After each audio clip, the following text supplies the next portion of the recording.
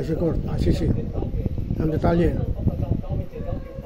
Digong, nilabas ng ICC ang charges against Digong, crime against humanity. Yun.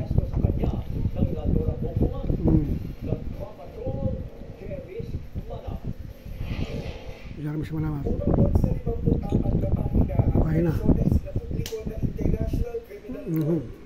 Prosecution special application against Somalia Tafares laban kay dating Pangulo Rodrigo Duterte. Nakasaad na February 10, 2025 ang tensya ng dokumento. Pero ngayong Biyernes lang ito inilabas ng ICC. Bagamat ilang pangalan at detalye ang hindi muna isang publiko.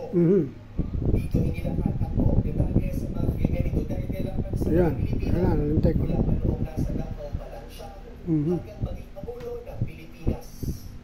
Sinabi sa dokumento na naniniwala ang prosecution na may sapat na basihan para sa kasong crimes within the court's jurisdiction. Crimes against multiple murder, torture, and rape committed in the Republic of the Philippines from November 2011 to March 2019. Violation of articles the statute. Sinabi ng prosecution na kinakailangan arestuhin si Duterte para makiagsisipan siya sa mga paglilitis at hindi niya mahalaman ang investigasyon o ang court proceedings. Inilis na sa dokumento ang mga krimen ni Duterte na nasa ilalim ng jurisdiction ng ICC kasama dito ang murder. Ngayon ay March 14, 2025. Friday. Tapos na TV Patrol News.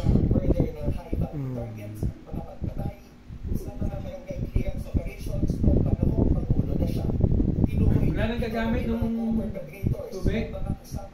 Ay, wala nang gagamit ng tubig? Wala na.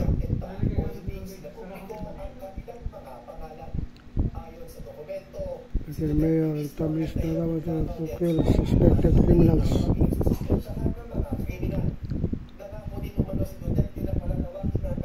Now from across the Philippines as president. Expand the Davao Pama across the Philippines. Publicly prepared rewards including financial incentives by killing Muslims for bashing the Quran. Korean, no?